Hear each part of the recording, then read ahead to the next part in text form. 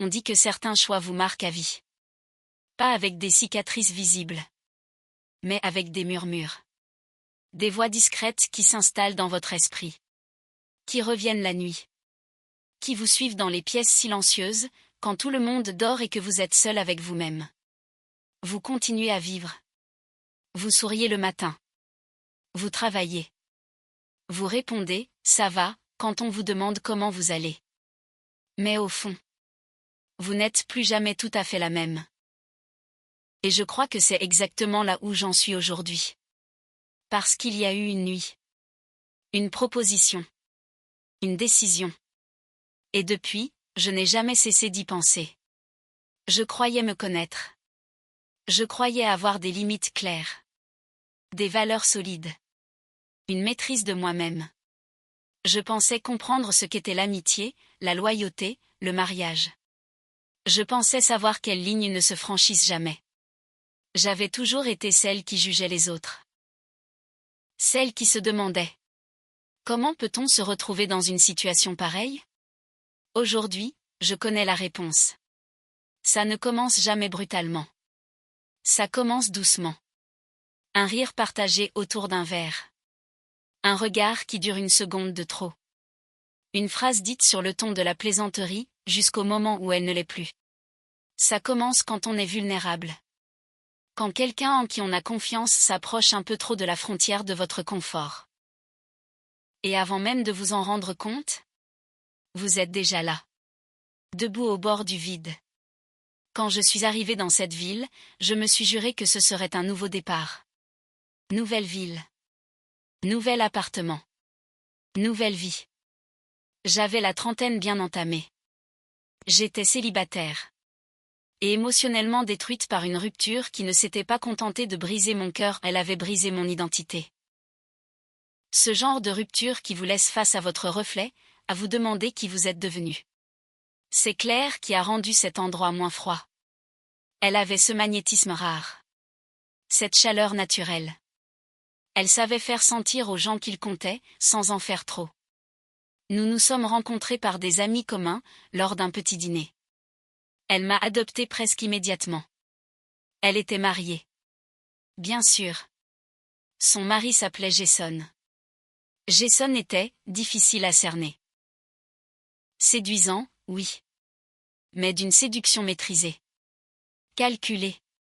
Le genre d'homme qui semble toujours savoir quand on le regarde.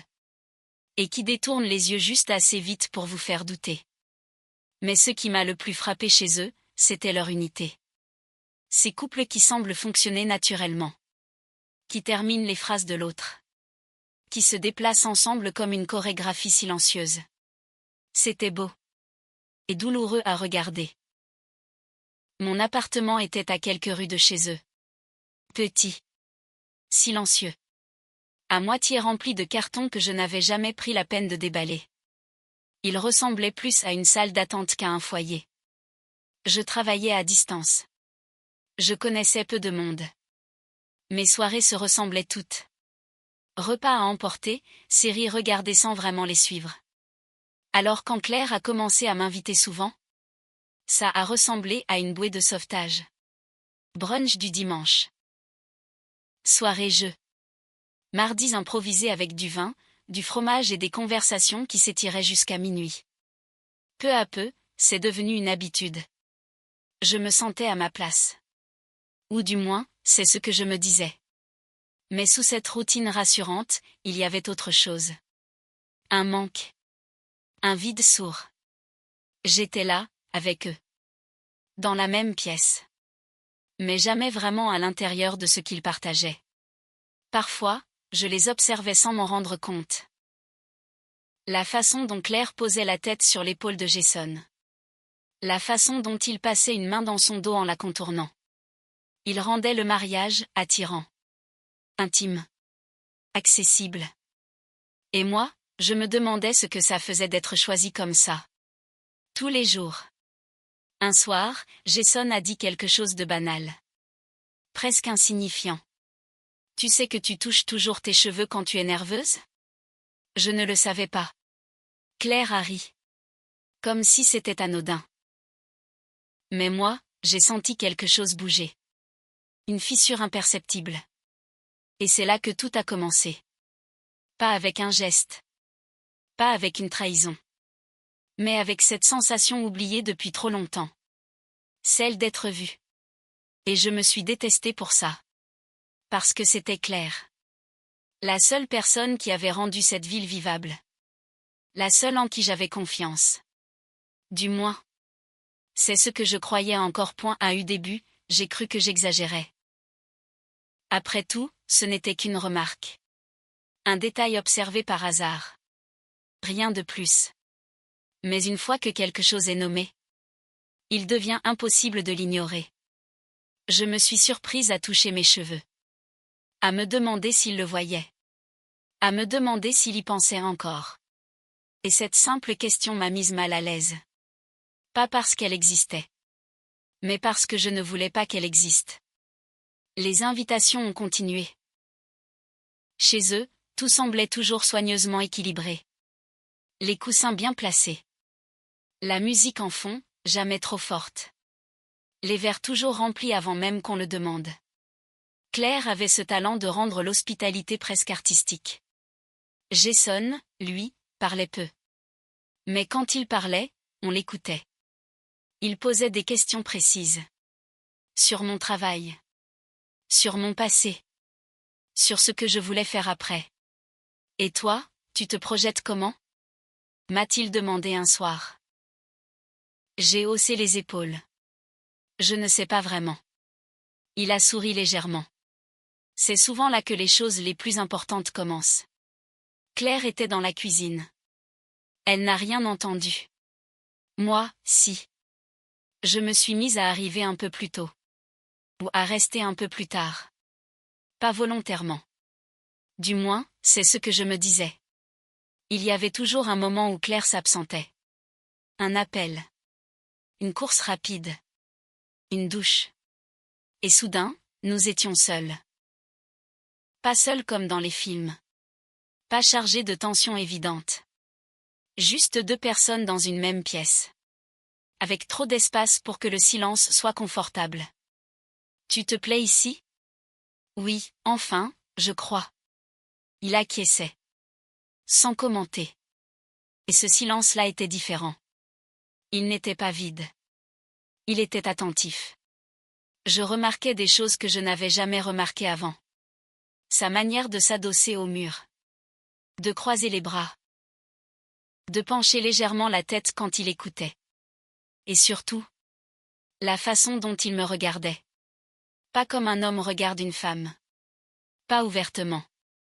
Mais comme quelqu'un qui observe. Qui note. Qui comprend sans poser trop de questions. Et ça me faisait peur. Parce que je me sentais comprise. Un soir, alors que Claire était sortie chercher du dessert, Jason a dit. Tu sais que tu t'excuses souvent pour des choses qui ne sont pas ta faute? Je l'ai regardée, surprise. Je fais ça? Oui. Tout le temps. Je n'ai pas répondu. C'est souvent le signe de quelqu'un qui a appris à ne pas déranger, a-t-il ajouté. Ces mots ont touché quelque chose de profondément enfoui. Je n'ai pas pleuré. Je n'ai pas parlé. Mais j'ai senti une chaleur désagréable monter dans ma poitrine. Cette nuit-là, en rentrant chez moi, je n'ai pas allumé la télévision. Je me suis assise sur le lit. En manteau. Sans bouger. Je repassais chaque échange dans ma tête. Chaque regard. Chaque phrase. Rien n'était déplacé. Rien n'était condamnable. Et pourtant, quelque chose n'allait pas. Parce que ce que je ressentais n'était pas de l'attirance. Pas encore. C'était plus insidieux. C'était la sensation d'être vue dans un endroit où je n'aurais jamais dû l'être. Les jours suivants, j'ai essayé de prendre de la distance. J'ai décliné une invitation. Puis une autre. Claire s'est inquiétée. Tu vas bien? On ne te voit plus beaucoup. J'ai souri. Oui, juste fatiguée. Toujours cette phrase. Mais l'évitement n'a pas duré. Parce que le manque s'est installé. Pas de ce que je ressentais quand j'étais là-bas. Je me sentais, existante. La fois suivante, Claire était particulièrement joyeuse. Elle parlait vite. Riait fort. Jason, lui, semblait ailleurs. À un moment, il s'est levé. Je vais prendre l'air. Je ne sais pas pourquoi. Mais je l'ai suivi. Sur le balcon, la nuit était fraîche. Tout va bien? Ai-je demandé. Il a hoché la tête. Oui. J'avais juste besoin de silence. Puis, après une pause. Tu sais, certaines connexions sont involontaires. J'ai senti mon cœur battre plus vite. Mais ça ne veut pas dire qu'il faut les nourrir, a-t-il ajouté immédiatement. Il m'a regardé. Longtemps. Et pour la première fois. Ce n'était plus une impression. C'était un avertissement. Je suis rentrée à l'intérieur sans dire un mot. Cette nuit-là, j'ai très peu dormi. Parce que je savais désormais une chose essentielle. Je n'étais pas seule à ressentir ce malaise. Et c'est exactement là que le danger commence. Après cette nuit-là, je n'ai plus pu faire semblant. Pas avec moi-même. Chaque geste du quotidien me semblait chargé d'un sens nouveau. Me lever. M'habiller. Choisir mes mots. Comme si une part de moi observait l'autre en permanence. Je savais que quelque chose devait changer. Mais je ne savais pas encore quoi. J'ai revu Claire quelques jours plus tard, seule. Un café en fin d'après-midi. L'endroit était lumineux. Rassurant. Elle parlait de son travail, de projets, de choses simples. Je l'écoutais, mais une partie de moi était ailleurs. Je la regardais. Son sourire sincère. Sa façon d'être présente. Et la culpabilité est venue. Pas brutale. Lente. Silencieuse. Je me suis demandé si elle voyait quelque chose. Si elle sentait que quelque chose m'échappait. Mais non. Elle m'a attrapé la main au-dessus de la table. Je suis contente que tu sois là, a-t-elle dit. Moi aussi, ai-je répondu. Et pour la première fois, cette phrase m'a semblé fragile. J'ai essayé de remettre de l'ordre. J'ai repris le sport. J'ai appelé de vieux amis. J'ai rempli mes soirées. Mais rien n'effaçait cette sensation étrange. Celle d'avoir ouvert une porte que je n'aurais jamais dû toucher. Jason respectait la distance qu'il avait lui-même nommée. Il était correct. Mesuré. Et pourtant, chaque fois que nous étions dans la même pièce, l'air semblait plus dense. Pas de geste. Pas de sous-entendu. Juste une attention trop précise pour être innocente. Un soir, Claire m'a invité à rester dormir. Il est tard, prends la chambre d'amis. J'ai hésité. Puis accepté. La maison était silencieuse. Dans la chambre, allongée dans l'obscurité, je regardais le plafond. Je comptais les secondes. Les respirations. Je me sentais coupable. Mais aussi terriblement lucide. Ce n'était pas lui, le problème. Ce n'était même pas cette situation. C'était ce que ça révélait en moi. Un manque ancien. Une fatigue émotionnelle. Un besoin d'être reconnu autrement que par des rôles. Au milieu de la nuit, je me suis levée pour boire de l'eau. Dans la cuisine, la lumière était allumée. Jason était là. Assis à la table. Il a levé les yeux, surpris. Je n'arrivais pas à dormir, a-t-il dit. Moi non plus. Nous sommes restés debout. À distance. On ne devrait pas être là, ai-je murmuré. Il a hoché la tête. Non. Il n'a pas bougé. Moi non plus. Le silence était lourd. Pas chargé de désir. Chargé de conscience. Je tiens à Claire, a-t-il dit doucement. Moi aussi.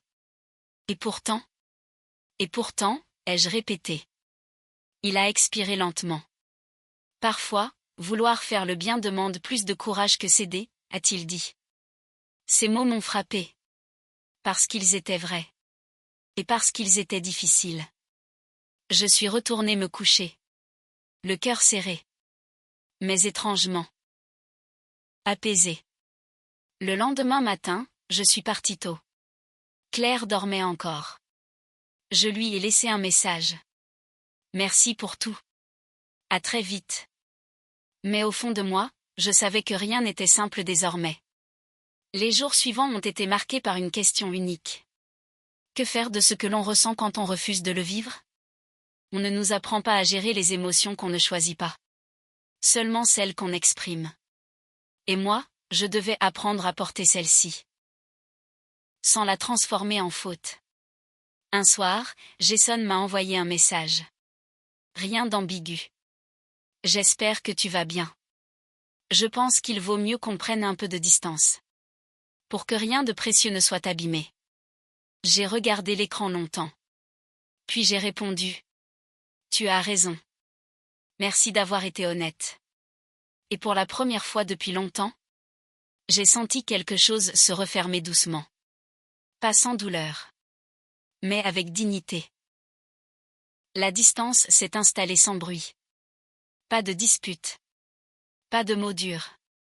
Juste, moins de présence. Je voyais Claire moins souvent. Parfois par choix. Parfois par lâcheté. Je prétextais la fatigue, le travail, le besoin de temps. Elle acceptait. Comme on accepte ce qu'on ne comprend pas encore. Et moi, je portais ce silence comme un manteau trop lourd. Les jours sont devenus plus lents. Je me réveillais tôt. Je marchais longtemps. Je laissais mes pensées courir sans les arrêter. Ce qui me manquait n'était pas une personne précise. C'était une sensation. Être vue. Être ressentie. Être présente à moi-même. Jason ne m'écrivait plus. Et je respectais cela. Mais parfois, dans un geste banal. Ouvrir un livre, préparer un café. Une image revenait. Pas un souvenir précis. Plutôt une atmosphère. Et je comprenais alors que certaines rencontres ne cherchent pas à durer. Elles cherchent à révéler. Un dimanche, j'ai pris le train sans destination claire. Je suis descendue dans une petite ville inconnue.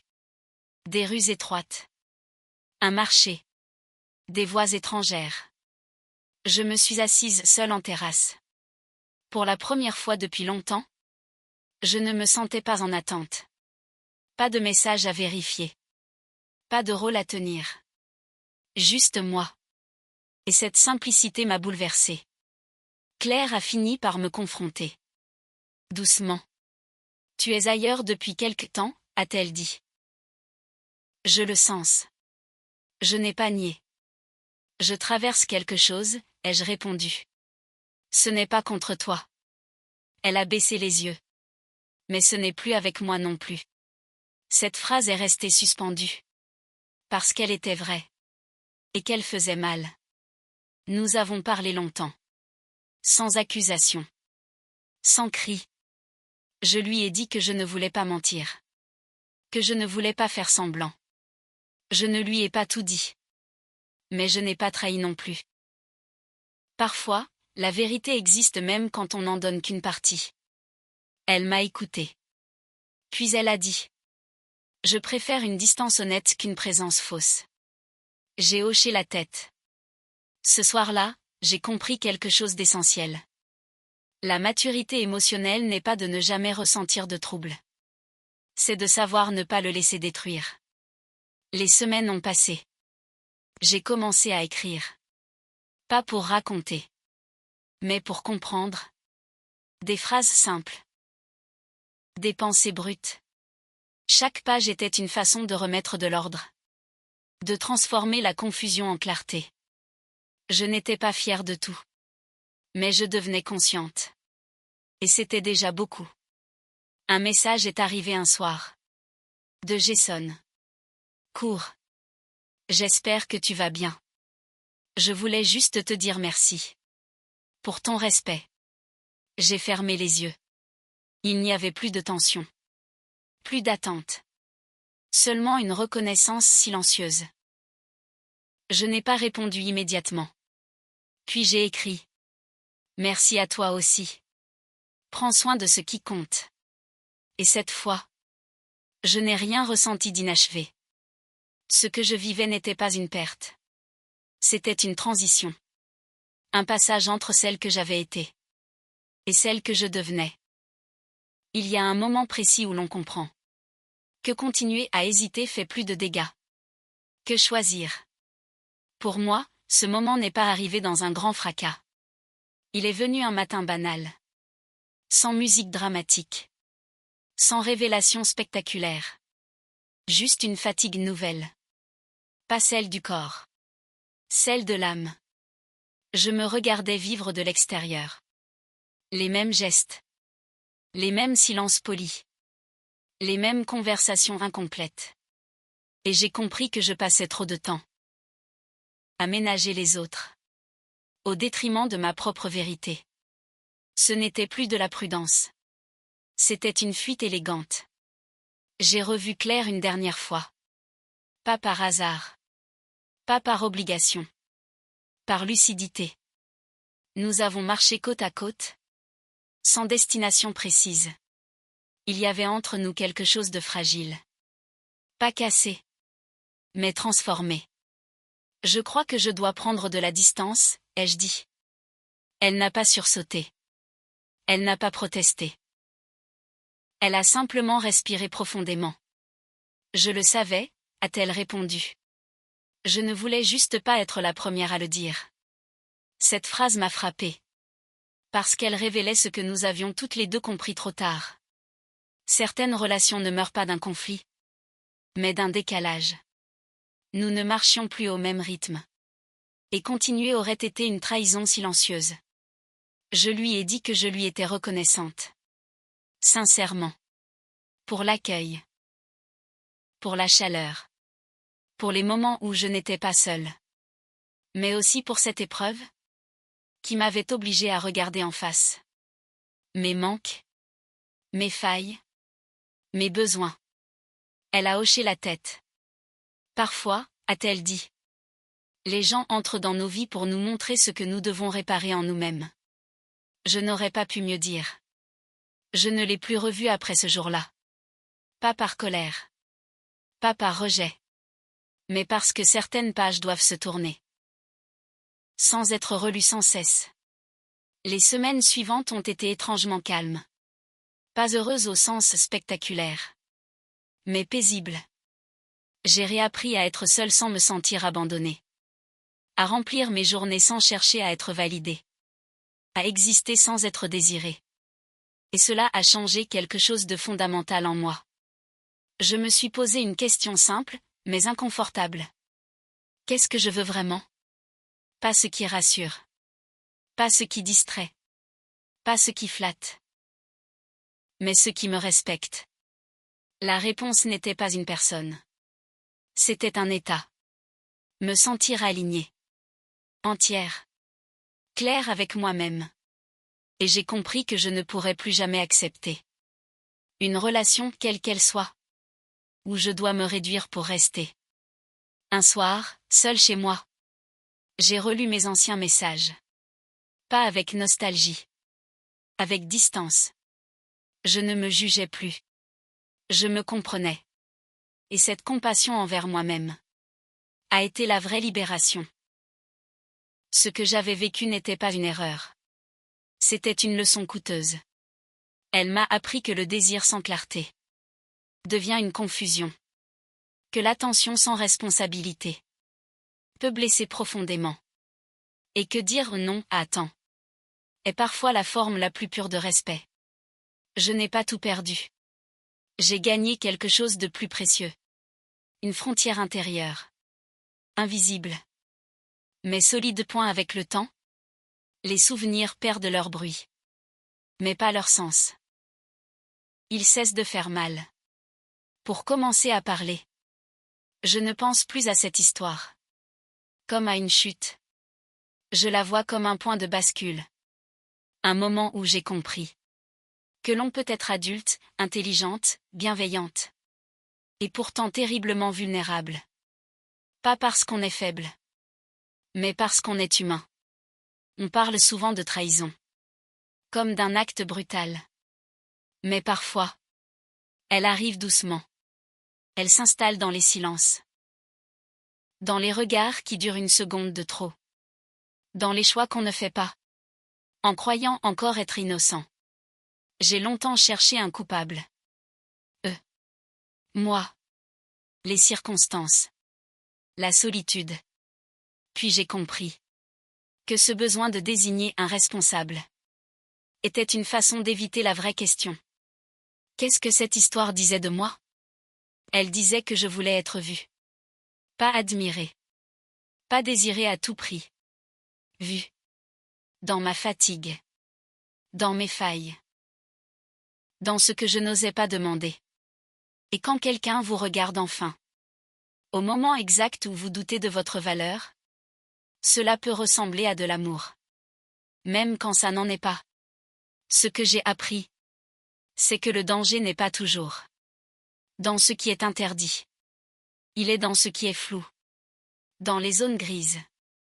Où chacun se raconte une histoire. Pour ne pas affronter la vérité. Aujourd'hui. Je n'idéalise plus les relations. Je ne crois plus aux liens. Qui demande le silence pour exister. Je ne confonds plus intensité et sincérité. Et surtout, je sais maintenant reconnaître le moment exact où je dois m'éloigner. Il n'y a pas eu de grande confrontation finale. Pas de scène dramatique. Pas d'aveu spectaculaire. Juste une distance qui s'est installée naturellement. Comme un corps qui comprend enfin qu'il doit se protéger. Parfois, je me demande ce qu'il raconte aujourd'hui. De cette période. Si je suis devenu un souvenir flou. Un épisode qu'on ne mentionne plus. Et puis je me rends compte que ça n'a plus d'importance. Parce que cette histoire ne leur appartient plus. Elle est mienne. Je ne la raconte pas pour être excusée. Je la raconte pour être honnête. Parce que le silence est souvent ce qui enferme le plus. Et parce que quelqu'un, quelque part, vit peut-être en ce moment exactement ce que j'ai vécu. Si c'est ton cas, laisse-moi te dire une chose. Tu n'es pas mauvais. Tu n'es pas brisé. Mais tu dois être lucide. Ce qui commence dans le secret finit souvent dans la perte. Et ce que tu sacrifies aujourd'hui pour ne pas être seul peut te coûter bien plus cher demain. Il y a une différence entre se sentir vivant et se sentir respecté. Apprends à ne plus accepter l'un sans l'autre. Cette histoire n'est pas celle d'un scandale. C'est celle d'un réveil. D'un moment où j'ai compris que la plus grande loyauté n'est pas envers les autres, mais envers soi-même. Et si tu es resté jusqu'ici, ce n'est probablement pas par curiosité. C'est parce qu'une partie de toi a reconnu quelque chose. Alors parle. Écris. Réfléchis. Mais surtout, ne fais pas semblant que la ligne n'existe pas. Quand tu sais exactement où elle se trouve. Parfois, la décision la plus courageuse n'est pas de dire oui, mais d'oser s'arrêter avant de se perdre.